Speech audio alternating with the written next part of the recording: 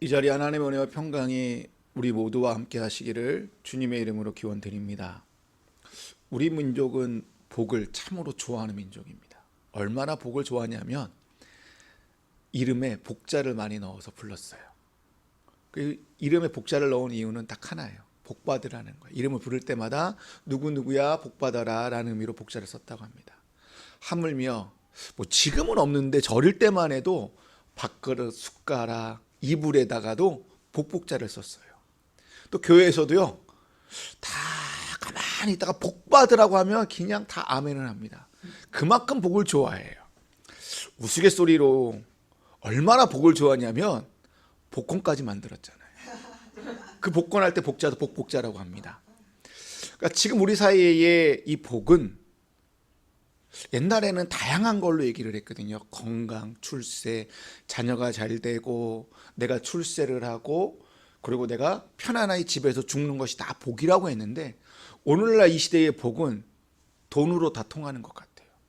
그러니까 뭐니 해도 돈만 있으면 다 된다는 식으로 이렇게 변하는 것 같아요. 정말 돈이 이 시대의 복이라고 생각하십니까? 오늘 본문 말씀을 보니 예수님도 복에 관하여 말씀을 전하고 있습니다. 사람들은 복에 관심을 많다 보니까 굉장한 호기심을 가지고 예수님의 말씀을 경청하고 있습니다. 예수님께서 산 위에서 복 받으라고 말씀하시니 내심 속으로 사람들이 이렇게 생각했을 거예요. 어떻게 하면 화목한 가정을 이루고 어떻게 하면 돈을 많이 벌고 그리고 내가 집을 사서 명성과 권력을 갖고 우리 자녀들이 잘 되고 직장 생활이 원활해지고 또 좋은 사람들을 만나고 사업이 승승장구해서 성공하는 것을 내심 기대하면서 들었을 거예요. 근데 예수님께서 풀어놓은 복은 사람들의 관심사에 전혀 없는 얘기들만 해요.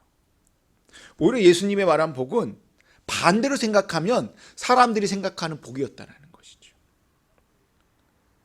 가난보다 부한 게 낫고요. 슬퍼하고 애통하는 것보다 웃는 게 더 낫잖아요. 예수님은 전혀 다른 관점에서 다른 시각, 다른 가치관으로 이 땅의 복이 아닌 하늘의 복을 전하고 있다는 것입니다. 또한 예수님이 말한 복의 내용은 실제로 예수님께서 이 땅에 사셨던 모습이에요. 예수님 이 땅에서 정말 가난하셨고 그리고 늘 가난한 마음으로 사람들을 대하셨다라는 거예요. 늘 온유하였고요. 의에 줄이고 목말라서 홀로 기도하러 이렇게 산에 올라가기도 하셨고요. 긍휼히 여기심으로 저들의 죄를 용서해달라고 얘기를 하고 또 예루살렘 입성을 하실 때는 예루살렘을 바라보시면서 울기도 하셨다라는 것입니다. 애통하면서 눈물을 흘리시고 박해와 욕을 먹고 거짓 고소를 들으면서 악한 자들의 계략에 다 당하시면서 그냥 공생애를 살아왔다라는 겁니다. 어찌 보면 팔복은 예수님의 모습 그 자체가 팔복의 말씀이라는 것입니다. 우리가 팔복의 이 복들을 내 삶으로 받아들이기를 원한다면 한 가지만 하시면 돼요. 예수님을 닮아가면 됩니다.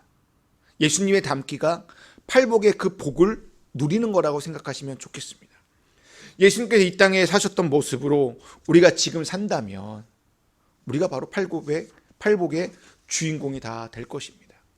오늘 본문 말씀을 원어로 헬라어로 보게 되면 팔복 말씀의 시작이 뭐라고 되어 있냐면 마카리오이라고 시작되어 있습니다. 이 단어가 복되다, 복이 있다, 행복하다라는 말입니다. 예수님께서 복되다는 말씀으로 시작하시는 것은 덕담을 하기 위하여 좋은 말씀을 전하기 위해서가 아니에요. 지금 말씀을 듣고 있는 너희들이 뭐라는 거예요? 너가 참으로 복되다, 너가 행복하다, 너가 복이야 라고 지금 말씀하고 있다라는 것입니다. 한번 생각해 보십시오. 지금 산 위에 팔복의 말씀을 듣는 사람들은 누구입니까? 마태복음 4장 23절부터 25절에 보시게 되면 예수님의 소문이 온 천하에 다 퍼지게 되고요. 하나님의 복음을 전파하시고 가르치시고 고치셨어요. 근데 많은 사람들이요 그 소문을 듣고 몰려들었다라는 거예요. 그게 오늘 본문의 이 말씀을 듣는 사람들이라는 것이죠. 이들은 어찌 보면 팔복의 말씀처럼 정말 가난한 자들일 것입니다. 정말 힘이 없고 슬퍼하는 자들일 것이고요. 긍휼이 정말로 필요한 자들이라고 저는 생각을 합니다.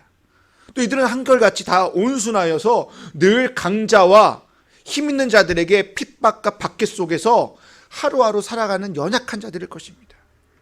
또한 이들의 삶에는요, 어떠한 희망과 소망도 없이요, 지금보다 더 나을 것이라는 기대조차 없이 그냥 하루하루를 살아가는 자들일 것입니다. 이들은 대단한 신앙심 있는 자들도 아니에요. 그렇다고 신앙 훈련을 받은 자들도 아닐 거예요. 성령을 받기 위하여, 성령 체험하기 위하여 산에 오른 자도 아닐 것입니다. 이들은 그렇다고 윤리적인 사람도 아닐 것이고요, 또 교양을 갖춘 사람들도 아닐 것입니다. 그저 예수님의 소문을 듣고 나도 뭔가 은혜 받고 싶어서, 나의 병이 고침을 받고 우리의 삶이 조금 나아지기 위한 그 복 받기 위하여 다 산 위에 오른 자들이라는 것입니다. 이들은 그저 우리 주변에 이렇게 늘 평범한 일상에서 평범하게 하루를 살아가는 이 땅의 사람들일 것이에요. 이들이 바로 오늘 저와 여러분일 것입니다. 주님은 이러한 자들에게 뭐라고 얘기하시면, 가난한 자가 복되다라고 얘기하고 있어요. 애통하는 자가 복되다라고 얘기하고 있고요, 온유한 자가 복되다라고 말씀하고 있습니다. 여기서 복되다라고 쓰인 단어가 아까 헬라어 마카리 오이라고 얘기했습니다. 마카리 오이라는 이 뜻은 그 당시 헬라 시대 때에 보편적으로 쓰는 단어인데요, 지금 삶에서 누릴 수 있는 물질적인 복, 심리적인 그 화평, 평화, 이 모든 걸 통틀어서 복이라고 이들은 생각하였다라는 거예요. 근데요, 히브리 사람들, 유대인들이 생각하는 복은 헬라어 이 물질적이고 심리적인 복이 아니라 바로 아세르라는 단어를 먼저 떠오른다라는 거예요. 우리가 작년에 표가 행복이라는 주제였습니다. 시편 1편에 복 있는 사람이라는 그 말씀을 가지고 우리가 1년 동안 늘 행복한 사람이 되기 위해 살아왔는데요, 거기서 복 있는 사람이라고 말할 때 이 복이 아시르예요. 이 아시르의 원이 바로 히브리인들이 생각하는 복, 아세르라는 단어에서 왔다라는 것입니다. 이 아세르라는 이 단어는 오늘날 우리 개념 속에서 물질적인 복 또는 축복, 일반적인 복을 말하는 것이 아닙니다. 그러니까 사람들이 삶에서 있어서 가장 중요하게 여기는 가치, 명예로운 것, 가장 가치 있는 것이 아세르의 개념이었습니다. 무엇을 얻는 것이 복의 개념이 아니라 유대인들은 지금 내가 어떠한 상태로 놓여져 있는가가 복의 개념으로 생각했다는 거예요. 그렇다면 우리의 인생 가운데에서 가장 가치 있고 그리고 우리 인생 가운데 가장 명예로운 것은 유대인들은 무엇이라고 생각하였을까요? 그것은 다름 아닌 시편 144편 15절에 있는 말씀처럼 이러한 백성은 복이 있나니 여호와를 자기 하나님으로 삼는 백성은 복이 있도다, 이 말씀을 가장 명예로운 말씀, 가장 가치 있는 말씀으로 여겼다라는 거예요. 그게 어떤 말씀입니까? 여호와를 내 하나님으로 삼는 거예요. 만군의 하나님을 나만의 하나님으로, 나의 하나님으로, 우리 가정의 하나님으로 삼는 것을 가장 복으로 여겼다라는 것입니다. 그러면 하나님께서 늘 함께 하심으로 이렇게 보상해 줬다라는 것이죠. 여호와를 나의 하나님으로 삼으면 여호와께서 뭐 했다라는 거예요? 함께 해 주심으로 말미암아. 그것이 그들에게 있어서 가장 가치 있는 일이라고 여겼고, 그것이 가장 명예로운 바로 복된 상태, 아세르의 상태라고 유대인들은 생각하였다라는 것입니다. 쉽게 한번 생각해 볼게요. 유대인들이 복 그러면 여호와께서 함께 하시는 것이라고 생각하셨어요. 심령이 가난한 자는 복이 있나니 라는 말을 사람들이 들었을 때는 이렇게 생각했을 거예요. 심령이 가난한 자는 여호와께서 함께 하시니 천국이 그들의 것이요, 애통하는 자는 복이 있나니 라는 말씀을 들으면 애통하는 자는 여호와께서 함께 하시리니 그들이 위로를 받을 것이며 라고 유대인들은 생각했다라는 거예요. 이처럼 여호와께서 함께 하시는 것이 가장 큰 복이라고 유대인들은 생각하였다는 것입니다. 예수님께서 팔복에서 말하는 복은 히브리어 아세르의 개념으로 인생에서 가장 가치 있고 가장 명예로운 상태인 하나님과 함께 하심의 상태를 8가지 방법으로 말씀하고 있는 것 같아요. 그 방법이 저는 예수님을 제대로 믿는 방법이라고, 또 제대로 믿는 길이라고 생각을 합니다. 제가 방법이라는 말을 쓰니까 거창한 방법이 나올 것 같고요, 거창한 이론과 실천편이 있을 것 같아요. 근데요, 신앙은요 죄송하지만 이론과 실천이 아니잖아요. 신앙은 정말 단순 그 자체예요. 예수님을 이렇게 믿는 것이고요. 예수님과 동행하는 것이고, 그로 인하여 복을 받는 것이, 복을 받을 거라는 것을 믿는 것이 신앙이라는 것이죠. 믿고 동행하고 복 받을 걸 믿는 것이, 이것이 신앙이라는 거예요. 다르게 말하면 이것이 은혜라는 것이죠. 이것이 사랑이라는 것이죠. 이것은 훈련으로 되는 것이 아니라 어떻게 되어지는 거예요? 하나님의 은혜로, 복음으로 이루어진다는 것이죠. 결국 내가 예수님을 만나면, 예수님을 의지하고 살면 누구나 누리는 보편적인 은혜의 복이 팔복의 복이라는 거예요. 한번 생각해 보십시오. 내가 의도적으로 마음이 가난해지려고 훈련하여 진다고 해서 가난해지지 않는다는 것이죠. 예수님께서 나의 마음을 가난하게 만들 때에, 다르게 말하면 예수님께서 나의 마음을 가난해지도록 은혜를 주셔야지만 내 마음이 가난해질 수 있는 것이고요. 내 마음이 온유해지려고 훈련받는다고 해서 온유해지는 것이 아니라 예수님이 나를 온유하게 하시는 그 은혜를 주실 때에 나의 마음이 온유해진다는 것입니다. 긍휼히 여기려고 하는 것이 아니라 내가 구원을 받으면 구원을 받지 못한 사람들, 또 돈만 쫓아가고 있고 성공만 쫓아가고 있는 사람들을 내가 긍휼히 여길 수 있다는 것입니다. 이것이 구원으로 일어나는 삶의 선물이요, 삶의 변화요, 이것이 팔복이라는 거예요. 이것은 여러분 내가 만들어가는 성품이 아니에요. 가난함, 애통함, 온유함, 그 다음에 마을의 청결함, 화평케함, 의에 줄이고 목마름, 이거는 내가 만들었다고 생각하시면 안 돼요. 내가 훈련받는다고 하면 난 그렇게 할 수 있어라고 얘기하는데요, 이건 인간의 교만이에요. 이거는 전적인 하나님의 선물이에요. 구원으로 나를 새롭게 만들어줄, 그 나를 새롭게 피조물로 만들어주시는 주님의 그 선물이 있을 때만 우리가 팔복의 그 모습들을 갖춰줄 수 있다는 거예요. 그 구원의 은혜를, 그 구원의 선물로 우리가 어떻게 되는 거예요? 어린아이처럼 가난해지는 거예요. 그 구원의 선물로 우리의 마음이 슬픔도 있고요, 우는 자가 되기도 하고요, 나 자신을 낮추고 온유해지기도 하고요, 청결하게 되기도 하고요, 깨끗해져서 화평하게 하기도 되고요, 의에 줄이고 목마른 자가 될 수 있다는 것입니다. 이처럼 구원받은 자의 8가지의 모습은 세상 사람들이요 한결같이 싫어한 모습들이라는 거예요. 그 모습들은 한결같이 이상에서 가장 부족하고 연약한 모습이에요. 가난하고 애통하고 온유하고 청결하고 화평케 하고 의에 줄이고 목마른다고, 또 의를 위하여 핍박받는 건요, 이건 정말 가장 연약하고 가장 부족한 모습에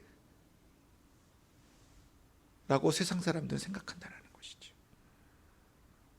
주님은 가장 부족하고 연약한 상태가 뭐라고 얘기하냐면 복되다라고 말씀하고 있어요. 마치 가득 차 있어도 더 채워질 것이 없는 것보다 무엇보다 부족하여 그 부족한 공간에 여호와의 함께 하심이 채워질 때 우리의 인생은 아세르, 복된 상태가 된다는 것입니다. 오늘날 모든 면에서 과잉이에요. 차고 넘치는 시대에 살고 있습니다. 어느 하나 부족한 것 없이 살고 있습니다. 그 부족한 것도요, 과거에 비해 불과 20년, 30년 전에 비해 정말 풍족하고 넘치는 것들이에요. 근데 우리의 시선이 자꾸만 옆을 보게 돼요. 자꾸 옆을 보기 때문에 옆 사람과 비교하다 보니까, 또 비교하다 보니까 어떻게 돼요? 상대적인 결핍과 부족함을 느낄 수밖에 없다는 거예요. 이 부분을 내가 어떻게 해서든 채우려고 우리는 최선을 다하여 힘과 노력을 다하지만 결국 채우지 못하다 보니까 오히려 더 많은 결핍과 부족함에 느껴 내 삶에서 좌절하고 쓰러지고 실망하고 한다는 것입니다. 그때 그 부족함 가운데에 주님 앞에 나올 때에 하나님의 함께 하심으로 채워짐의 은혜를 느끼는 것이, 나의 그 부족함 속에 내가 주님 보좌 앞에 나와서 예수 그리스도의 함께 하심을 내가 깨달은 것이 바로 복된 상태라는 거예요. 그게 히브리인들이 생각하는 아세르라는 것입니다. 여러분, 팔복에서 말하는 복의 개념은 무엇을 소유하고 무엇을 받는 복의 개념이 아니에요. 하나님께서 내 삶에 함께 하심이 복된 자임을 이 시간 기억하시기 바랍니다. 달리 말해 팔복은 우리가 앞으로 얻게 될 미래의 복이 아니라는 거예요.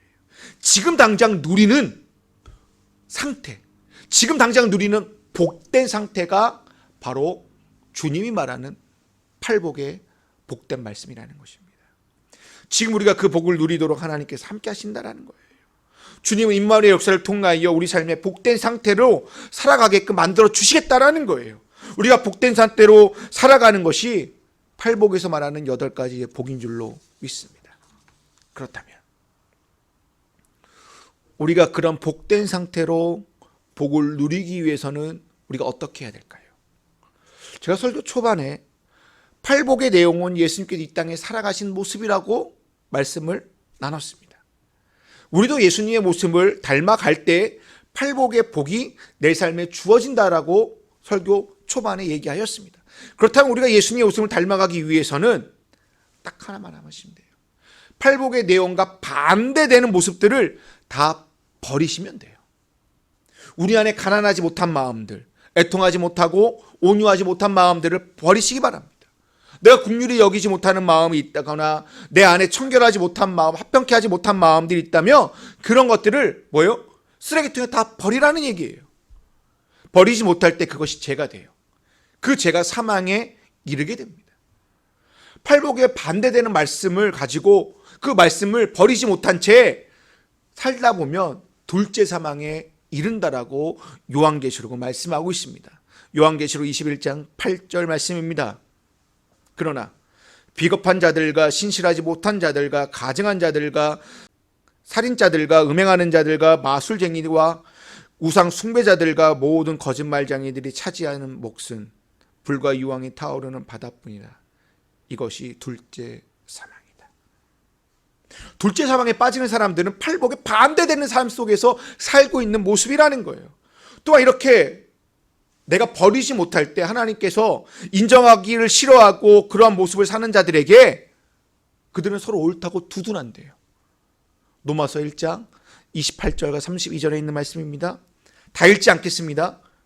사람들이 하나님을 인정하기를 싫어하므로 하나님께서는 사람들을 타락한 마음에 내버려 두셔서 해서는 안 될 일을 하도록 내버려 두셨다. 그 모습이 뭐예요? 쭉 나와 있어요. 그들은 이와 같은 일을 하는 자들은 죽어야 마땅하다는 하나님의 공정한 법도를 알면서도 자기들만 이러한 일을 하는 것이 아니라 이런 일을 저지르는 사람을 뭐한대요? 두둔한대요. 개혁 개정판은 옳다고 얘기한대요. 뭐예요? 팔복에 반대된 모습 속에 살고 있는 사람들은요, 나만 죄를 지는 것이 아니라 함께 죄를 지도록 뭐 한다는 거예요? 오케이, 또 잘하고 있다 두둔하면서 옳다라고 얘기하고 있대요. 여러분, 이런 모습이 오늘 이 시대에 너무나 많이 있잖아요. 그런 모습이 세상에 가득하게 되면요, 정말 안타까운 건요, 수많은 일들이 벌어지지만 저는 딱 한 가지만 얘기하겠습니다. 이 세상의 아픔을 보지 못하는 것 같아요. 아픔을 느끼지 못한다라는 거예요. 최근에 여당의 지도자라는 사람이, 최고위원 지도자라는 사람이 제주도의 4.3 사건을 비하하여 제주도민들의 마음을 아프게 하였잖아요. 그뿐만 아니잖아요. 끊임없이 5.18 민주화 항쟁에 대하여 많은 사람들이 왜곡하고 있고요, 폄훼하고 있습니다. 지금도 강조 시민들은 그런 얘기를 들을 때마다 가슴이 찢어진다라고 얘기를 하고 있어요. 작년에 이태원에서 12구 참사에 일어날 때도 많은 사람들이 함께 아파하는 사람도 있었지만 그렇지 않은 사람들은 몰직한 언행과 만행으로 희생자를 2번 죽이는 일을 했잖아요. 지난주가 4.16 세월호 참사 9주년이었습니다. 여전히 지금 4.15 그 세월호 참사에 대하여 비방하고 그들을 여전히 조롱하고 아파하지 못하고 애통하지 못한 자들이 여전히 있다는 것에 여러분, 저는 마음이 너무나 아파요. 더 마음이 아픈 것은 그것이 교회 안에 일어나고 있다는 거예요. 교회 안에서 함께 아파하지 못하고 함께 공감하지 못한 채 자기들만 고귀한 척 순수한 척 하고 있다는 것에 정말 마음이 아프다라는 거예요. 마치 자기들만 복음의 진리를 깨닫는 신령한 자들처럼 이렇게 고개 들고 있는 모습을 보면 정말 마음이 아픕니다. 여러분, 우리 안에도 얼마든지 이러한 모습이 있을 수 있다는 것입니다. 우리가 예수님의 모습을 담기 위해서 팔복에서 말하는 무엇한 자는 복이 있나니라고 할 때 무엇한 자들은 바로 자신의 것들을 다 내려놓은 자들이고 다 버린 자들이라는 거예요. 자신의 것을 내려놓고 마음에 비운 자들이 바로 팔복의 주인공이라고 저는 생각합니다. 우리가 믿음 생활을 말할 때 여기서부터 출발되잖아요. 내가 예수님으로 인하여 내 것을 다 버렸습니다. 내가 예수님으로 인해 내 마음을 다 버렸습니다 라고 고백하는 것부터 신앙생활의 시작이잖아요. 우리가 즐겨 부르는 찬송 가운데에, 찬양 가운데에 내가 주인 삼은 모든 것 내려놓고 내주 되니 주 앞에 나가 내가 사랑했던 모든 것 내려놓고 주님만 사랑해라는 이 찬양의 가사처럼, 여러분, 신앙은 내가 주인 삼은 것을 다 내려놓을 때에 주님이 나의 하나님이 되신다라는 거예요. 내가 지금까지 사랑했던 모든 것을 버릴 때에 주님이 나의 하나님으로 함께 하셔서 아세르 복된 상태로 된다라는 것입니다. 이처럼 버리고 내려놓을 때 비로소 그 자리에 하늘의 복이 채워진다라는 거예요. 그 하늘의 복이 뭐예요? 바로 하나님 그 자체라는 것입니다. 우리가 하나님으로 내 마음을 채워질 때 비로소 천국을 얻게 된다는 거예요. 내가 비우고 버릴 때에 그 자리에 하나님의 함께 하심으로 채워질 때가 바로 복된 상태라는 것입니다. 그럴 때 천국을 누리게 돼요. 내가 천국으로 인하여 내 삶이 어떻게 됩니까? 위로를 받게 되고 땅의 기업을 받게 되는 것입니다. 또 배부름을 얻게 되고요, 하나님의 긍휼을 받게 되고요, 하나님을 보고 하나님의 자녀가 되고요, 이 땅에 하늘의 삶을 사는 자가 된다고 예수 그리스도는 산 위에서 많은 무리들에게 말씀해 주셨다는 것입니다. 이번 한 주가 여러분 팔복의 말씀대로 살기 위해 내가 무엇을 내려놓고 무엇을 비울지를 생각하시고 그 빈 곳에 주님을 온전히 채워나가시기를 주님의 이름으로 축원드립니다.